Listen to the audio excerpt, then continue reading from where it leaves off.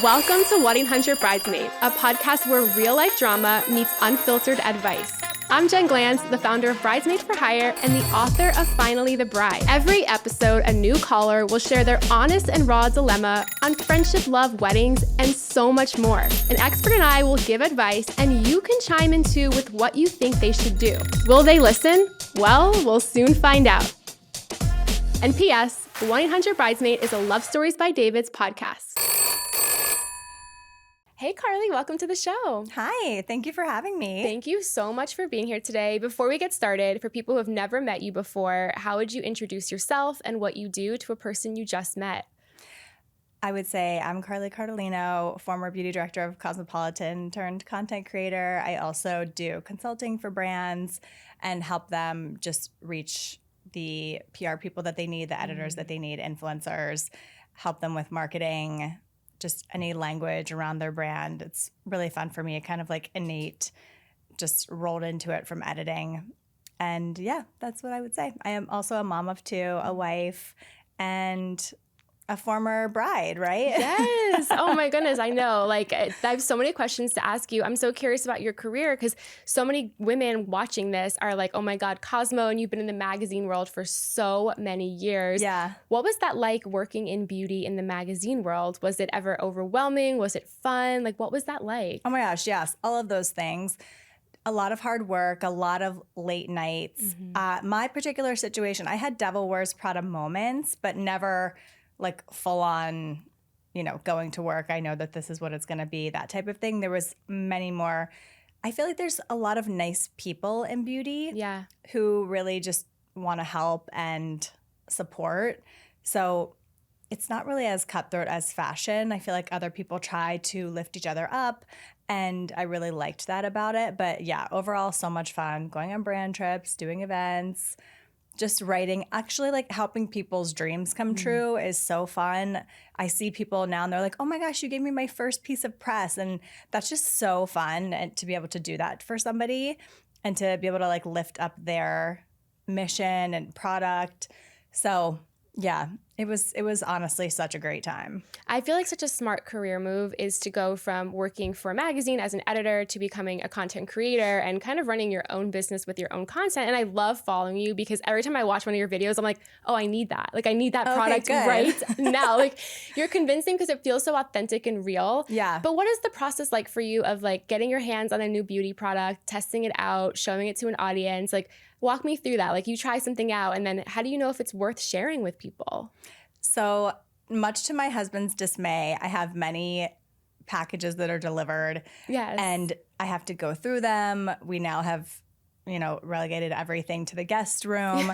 And I have many armoires in there that are holding like thousands of products. But it's just me really connecting with something. If it's something that I can use, if it's something that I think somebody else can use.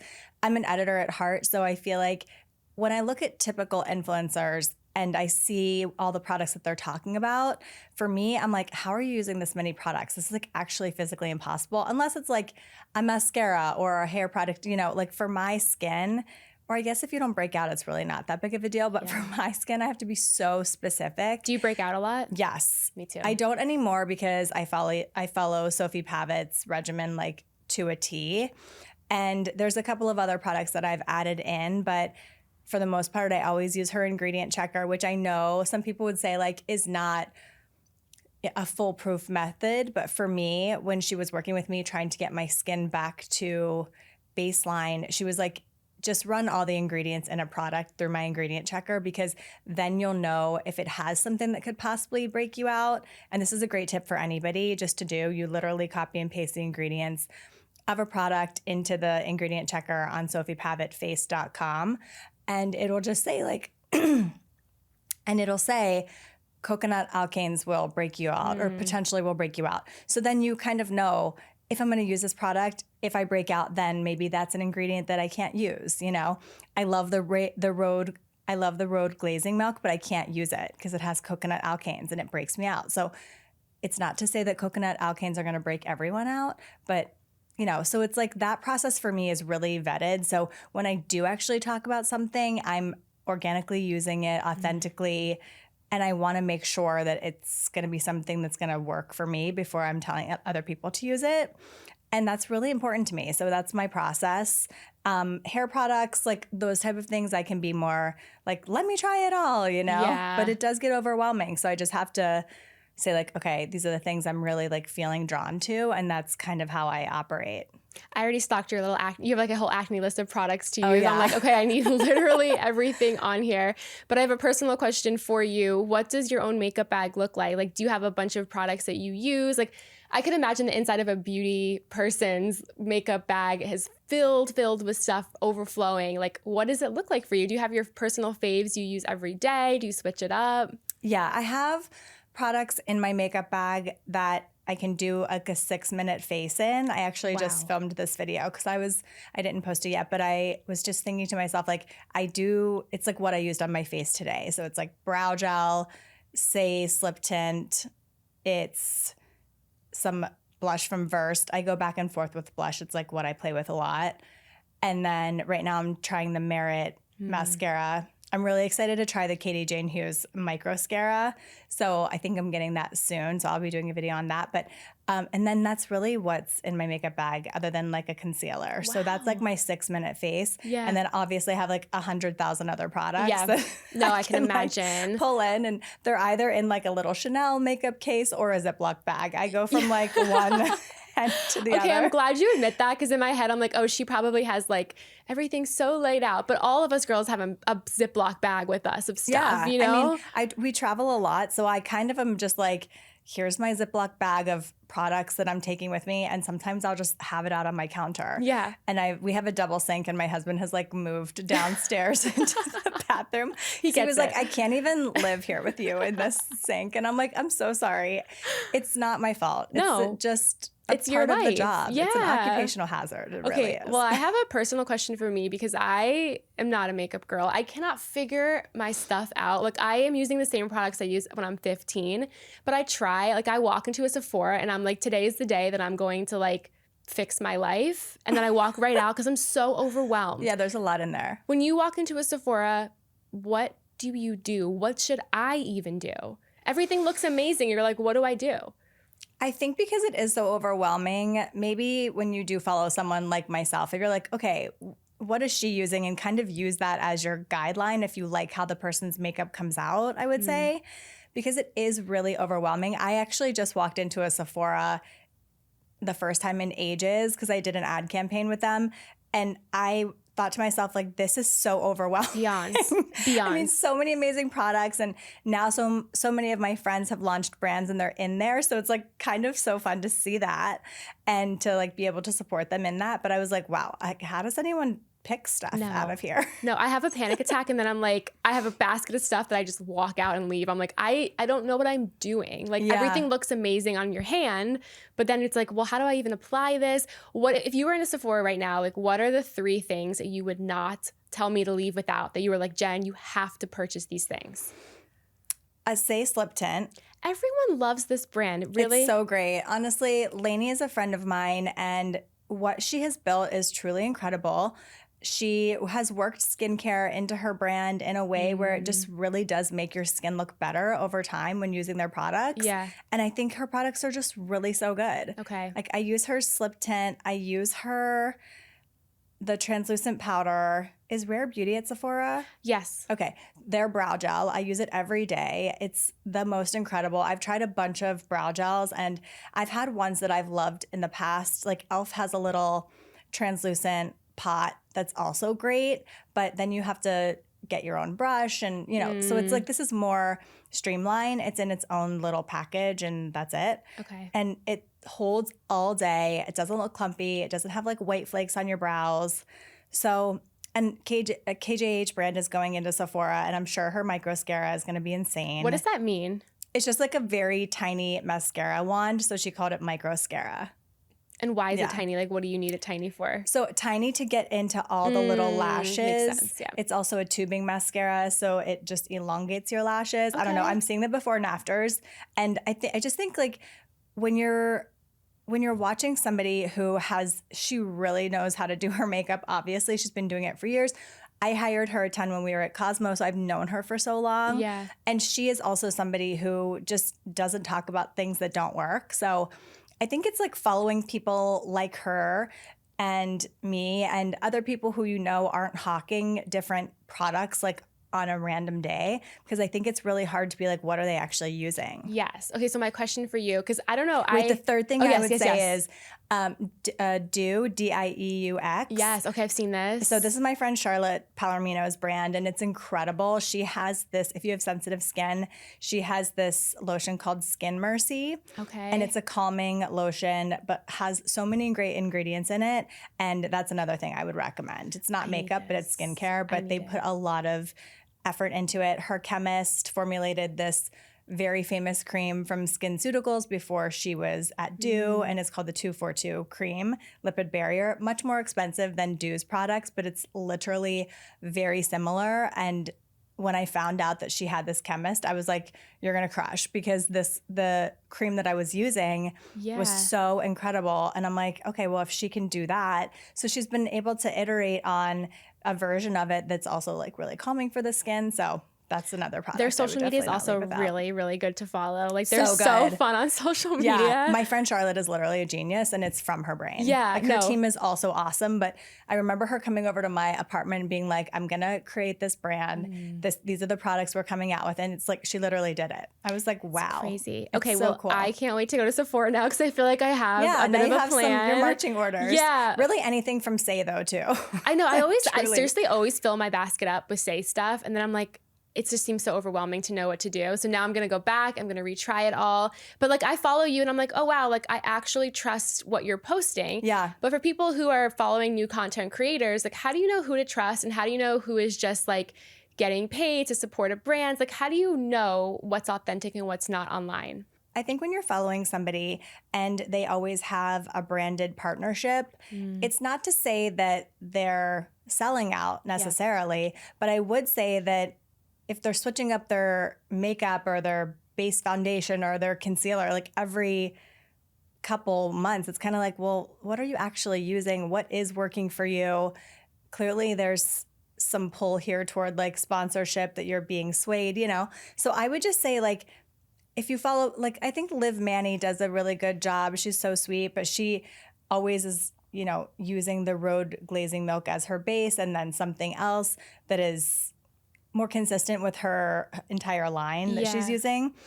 And I think it's just, that's how you kind of want to suss it out. Is like, is this person switching up their products all the time? That is part of our job, is to try different things. I get it. But they'll always go back to like, these are the things that work. You know, like I'm doing a partnership with Way because based on my actual love for their detox shampoo. It's just so great. I go back to it every single time. I've tried countless detox shampoos. So I think it's that type of thing where you're like, what is this person actually continuously talking about? Like the Sophie Pavitt Mandelic acid. Like that is something that I always talk about. So people know that I'm authentically using it. So I think it's looking at those types of things. Yeah. And also like maybe following people who have similar problems to you. Like I like that you had an acne problem because now I know when I follow you, like you're probably not going to recommend something that's going to make me break out and be bad for my acne skin. But if I don't have acne problems, then you can be a little bit more loose with maybe who you follow and what you look at their products for. So that's so interesting. I want to get to a question. Yeah, let's do it. See what our caller I'm really nervous. has to say. These questions are always a bit intense. And this is kind of my first time looking at it. So let's see. Okay. This question is, my fiance wants me to look different for our wedding. Okay. Yes. Okay, let's see how different. Dear 1-800-Bridesmaid, my fiance keeps suggesting things I should change about my appearance before our wedding. It started with my hair, then teeth whitening. Then he suggested we both get in amazing shape. He said that I should maybe lose about 10 pounds. Last week, he sent me the Instagram page of a med spa. It had Botox, fillers, facials, everything. He said he'd pay for me to get whatever I wanted before the wedding. I told him I didn't want anything. He said, why not? We're spending all this money on photography.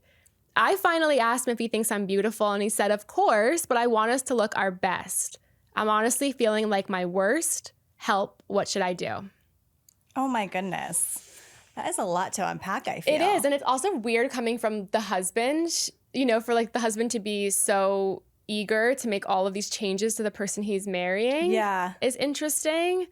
I mean, is he getting himself in shape and like all of these things too? I know. I feel like the guys are always so much more critical and like, I mean, who probably, like, he said we should lose the weight, but like, I don't know. He's like, but it's really you. Yeah. And she seems like she doesn't really want all of these things. I mean, we all want to look our best for our wedding because it's an important day. There's pictures. Everyone you love is in the same room.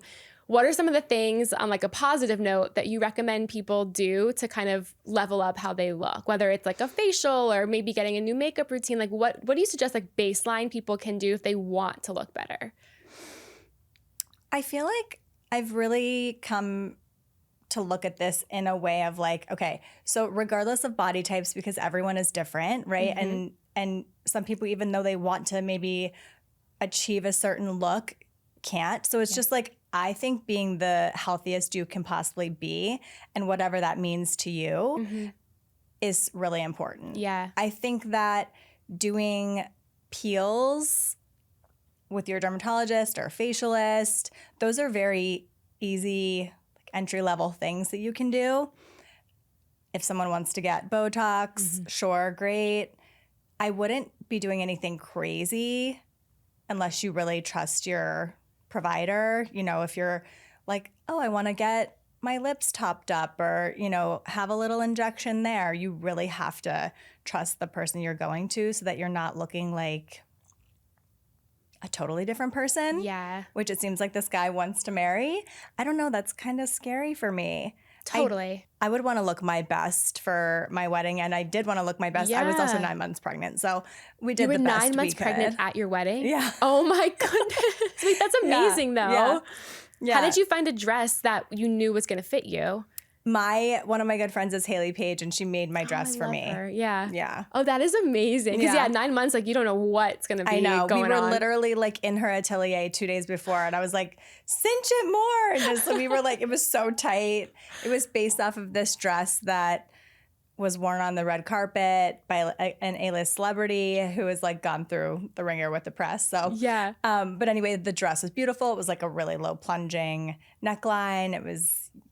Her dress was yellow. Mine was obviously like a creamish color. And yeah, so we were just really nipping and tucking until the end. But overall, I still was doing exercises that I could do at 9 months pregnant because I wanted to look great. Was there ever any fear that you were going to go into labor before the wedding, at the wedding? Oh, yeah. We're just like, we don't know what's happening. And we actually did go 3 weeks early. I wasn't due until January 20th, and she was born on New Year's Day. And when was your wedding?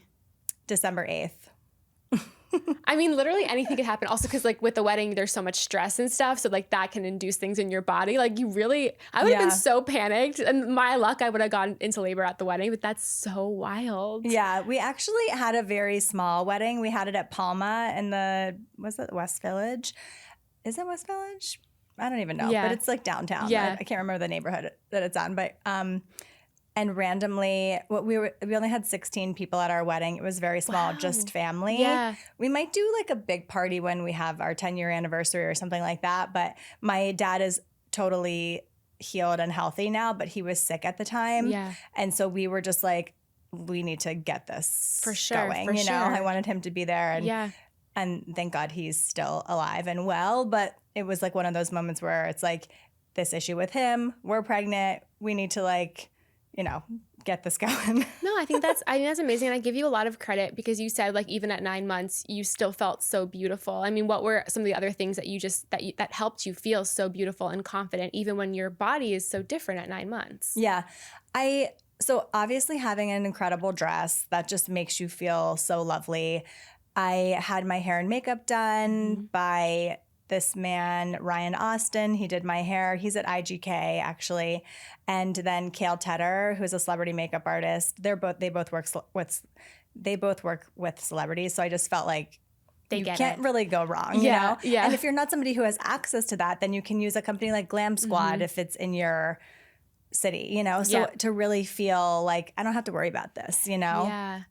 I feel like if the husband has never said anything about this is a different situation if the husband for years has been trying to give you comments here and there, like, oh, you should do this about your appearance. Like, if my husband ever said anything like that, I'd be like, what is going on with you? Yeah. Like, you're not supposed to notice that I got my hair done. You're not supposed to notice these things, you know? So I feel like if they have never said any comments to you and then literally a couple months before the wedding, they're like, hey, change your hair, lose the weight, get Botox, that's a huge red flag. Yeah, I think it's a huge red flag. Yeah.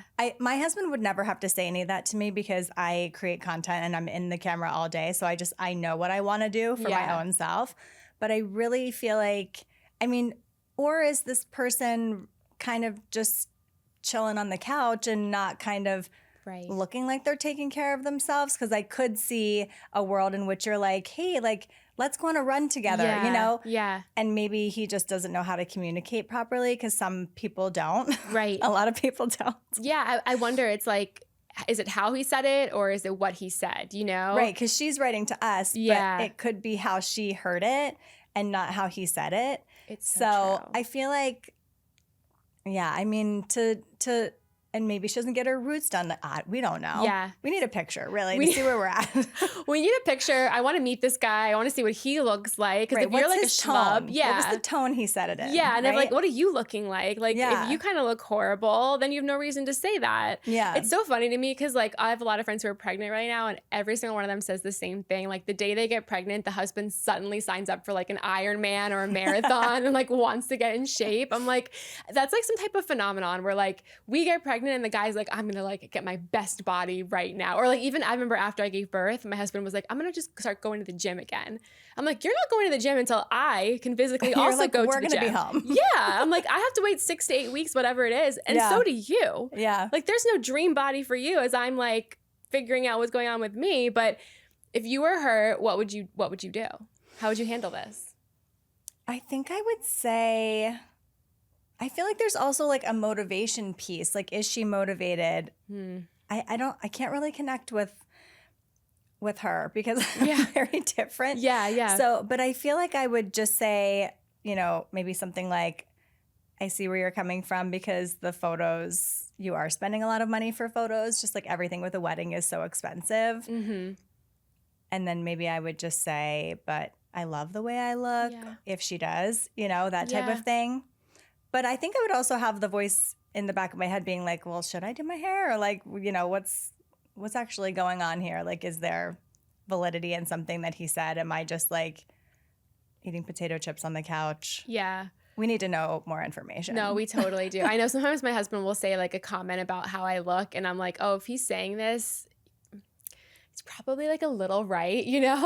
Like he's saying it and like it's probably because I've let myself do something a little too much that like, you know, maybe like my nails are chipping or like something that I'm like, okay, he kind of has like a little bit of right in it, but I'm still gonna be mad at him and be like, don't comment on that, you know? But right. My husband is like, yeah, I feel like my husband's in beauty, but so am I. We're like an unfair example because he doesn't have to say anything to me and like, he gets it. He totally gets it. Well, let's see what she ended up doing. Oh, okay. We get to find out. Oh my gosh. I'm actually scared. Oh, man. I told him there would be no more comments about my weight, face, hair, teeth, or body. I didn't get the Botox. I didn't lose the 10 pounds. I didn't do anything. And we're still going to get married. So basically, she was happy with how she looked. Great. And I guess, good for her. Yeah. And I guess she thought his comments were unwarranted. And she said stop. And I guess he stopped. So that's a bit of a happy ending, I feel like. Yeah. I mean, hopefully he respected that. Yeah. And that, you know, he's not going to look back at the pictures and be like, you know, I wish we would have looked different. But I know. And it's like also the pictures do matter. They are super important. But then at a certain point, like you kind of stop looking at them. Like, do you ever look at all of your wedding pictures? No. I mean, we don't have that many, but so I feel like maybe I do. Yeah. We only have a few. But I feel like if she's happy with herself, then he should know that. He should have known that before if he's marrying her. Yeah, it's a little crazy. Let's just do one more question. I think we have time for one more. Okay. This one might be a little different, but similar vibe. Oh my gosh. Similar-ish vibe. My fiance told me I'm not his type. Okay, I think like break up. Wait, we don't even know what she said, but like so far we're on team breakup. Let's see if it changes, okay? Dear 1-800 Bridesmaid, my fiance told me I'm not his type. We've been together 4 years. We're getting married in 5 months. Last weekend, we were out with his friends talking about dating apps and the types of people we used to date. One of our friends jokingly asked him if he would swipe right on me if he saw me on an app, and he said, probably not. Wait, his friend said that? He said that about his fiance. Like, I probably wouldn't swipe on you. He said I'm not the type of woman he traditionally was attracted to before meeting me. Okay. He used to date athletic women with dark hair. I'm blonde, curvy, and not someone who goes to the gym. Then he tried to make it better. He said, but that's the whole point. I fell in love with you because of who you are. I started to look up his ex-girlfriends on Instagram, and I'm getting really nervous that we are so different looking, that what is he even doing with me? It's destroying my confidence, but should I just let it go? Would you let it go? Tell him that it really hurt her, or break up with him? I mean, I think she should tell him that really hurt him. Yeah. I do think that sometimes people date the wrong people and then they find somebody completely opposite from what they normally go with, like Taylor Swift, right? Yes. She was dating all these like skinny musicians who were like, I don't know, not the right fit for her, clearly. No. So I think that maybe he also doesn't know how to communicate his point. I wouldn't have typically swiped right on you, but I'm so happy that I did because you're completing me, blah, blah, blah. Just saying probably not is like so. Did this happen at a bar? I feel like yes, it happened at a bar. Yes, okay. yes. Drinks were consumed. Yes. We are not in our right mind. No, and his humor like didn't hit if he was trying to be funny. No. But like if we all look at our dating past, like look at your dating past, did every single person you date look the same? No, I mean, I think I had like a type-ish, but yeah. But there were definitely signs within personalities, I would say. Like Gio's personality is absolutely different than any other personality that I've dated. And all of those other people who didn't work out, there were, I guess, similarities in ways. Yeah. No, for sure. And like if you have a lineup of your exes, like maybe a bunch of them will look the same, but it doesn't mean that's the only type of person you're attracted to. Like just because he dated a lot of brown-haired women who were athletic doesn't mean that's the only type of person he's attracted to. Right. Yeah, I think like dating apps are tough in general because you do judge people based on a photo, but that's when we all kind of mess up because then we only go out with people who look a certain way. So I think that he is in the wrong for saying that, but I don't think it was like a deep cut of like, oh my God, he thinks you're ugly. He's not attracted to you. Yeah. I just think like you're different than what he dated in the past. And also, what would you say to her about stalking the exes right before the wedding? I mean, this feels messy. I think it's a slippery slope. And I think that, I don't know. I don't think that she should do that because it's just going to make you feel like a certain way. Yeah. Because there's many people who are beautiful in the world. It just doesn't mean that they're right for you or whatever, you know? Do you ever get intimidated? Because like in the world of beauty, like obviously you're around beautiful people all the time. I mean, you're beautiful, but like is it ever intimidating just like being around so many good looking people all of the time? I don't think so. I never really had that feeling. I think honestly, like when you're around people who are also beautiful, it's just like acknowledging that this person is beautiful. And I think it's how it shows that you're not insecure because you're like, oh, you know, you're beautiful. And so is Kaya Gerber. And so is, you know, Danessa Myricks. And, you know, I think there's like a lot of beauty in the world. And I think that if you're looking at somebody saying, okay, this person's really beautiful. Like, why should that make me not feel beautiful? You know, so I think it really does come from like you have to have a really strong sense of self and security to be like, there's a lot of beautiful people. I mean, my husband was on set with many beautiful people and I would say like, oh my gosh, she's so gorgeous. He's like, yeah, she's beautiful. But I was never like, oh, do you like her? You know, I think that's where really it goes, you know, to the hard right, where you're just kind of like, wait, like actually what's going on here? Because you can acknowledge that other people are beautiful. And I think if you're in this industry and feeling that way, then like you're definitely in the wrong industry. Right, right. There's people left, right, and center that are going to be more beautiful than you. Right. And the whole point of being in the beauty industry is to showcase different things that can help you with your appearance and to help you feel good about yourself. You don't want people to feel bad about themselves if you're in the beauty industry. Yeah. But do you ever feel any pressure of like, I have to try this, I have to do this, I have to like keep staying up to date because of what you do? Oh yeah. Like I think that's, I I do things to my face here and there, but now it'll just be like small tweaks. I want to age as gracefully as I can.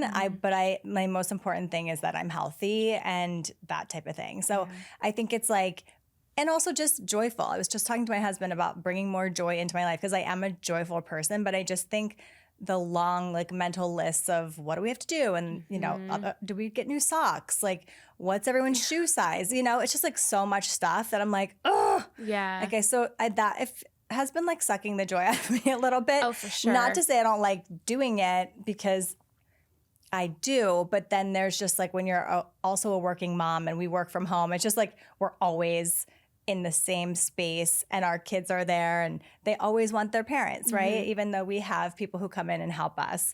So like when we need it here and there. But like for the most part, we're very hands-on parents. So it's just kind of like, I think that when you bring a joyfulness to something and you have this like light inside of you, even when you're standing next to a very beautiful person, you're going to also radiate your own beauty. And I think that that's like the most important thing to think about. You know, I also like we have faith, we believe in God. So it's like, I think those things you can lean on to be like, I'm me and I'm strong in me. Like, let's just like all be like cool together, you know? Yeah, there doesn't have to be so much jealousy out there because people can live their lives. They can look how they look. It's about how you feel about yourself. Right, exactly. You have 2 kids and you have an interesting career. How do you explain what you do to your kids? Or do they ever how do you talk about it with them? Yeah, we talk about it because for the most part, a lot of my work is done on my phone. Yes. So we don't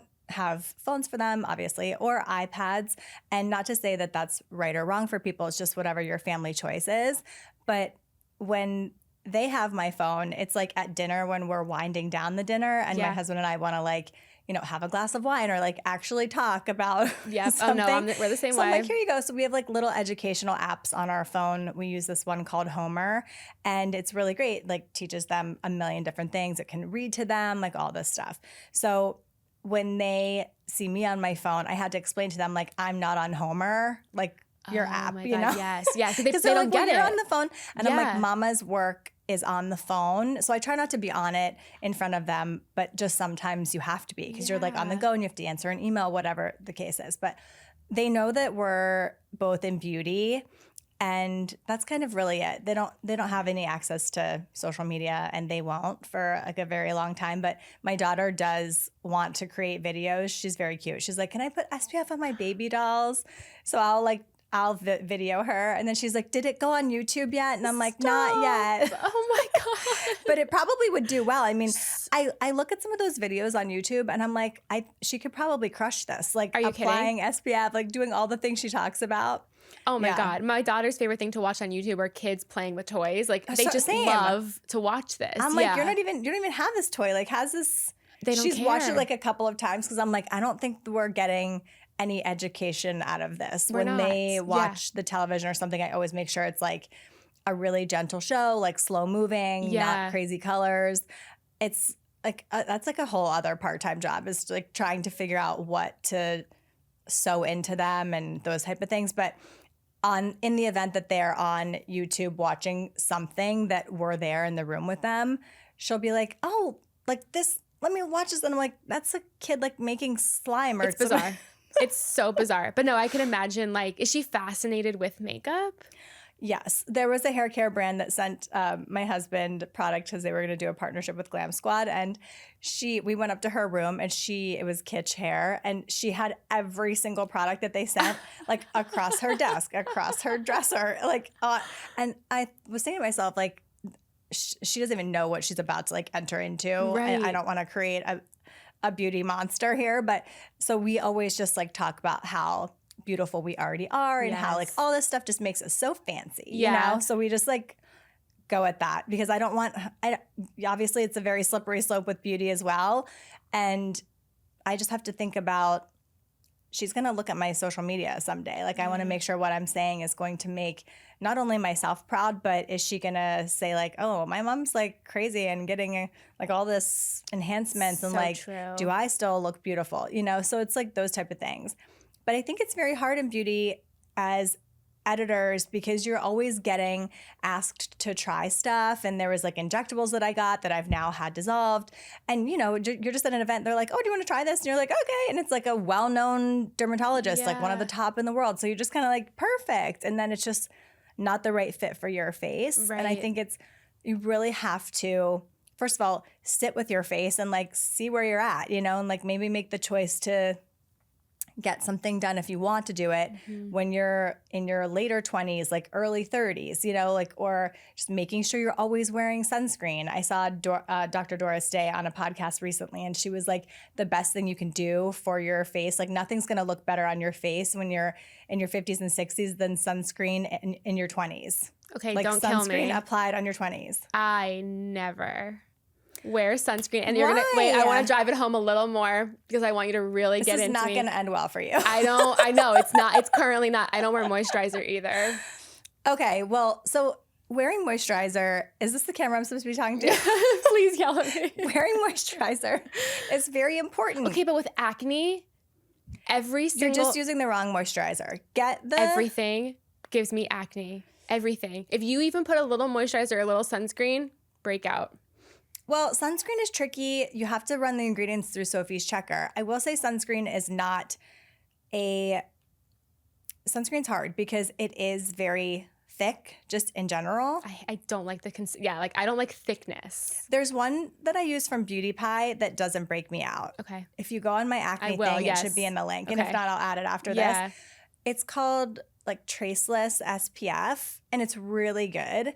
And then there's another one from Anua that has no white cast, and that one's also really good. So I'll add them in there. Yeah. But when you're putting sunscreen on, as you're meant to reapply it, you have to just make sure you're doing a double cleanse at the end of the day because like it's sweat, it's bacteria, it's dirt, oil, all like brewing together under the sun, boiling it up to make like a perfect zit baby. And you really have to just make sure that you're, like I said, double cleansing at the end of the night. Like when you have sunscreen on like that, like if you're at the beach, if you're just in the city walking around and you have your sunscreen on and then your, say, slip tint over top, then you could just do probably one cleanse, but you're going to be able to see if there's still stuff on your face if you need more. Yeah. But really, there's also a spray from, I think it's Biologique Recherche, that it's called L'Oxygenate, and it's basically oxygen in a mist, and oxygen kills bacteria. So you could just have that and like spritz it out. Yeah, it's great. I'll add it to the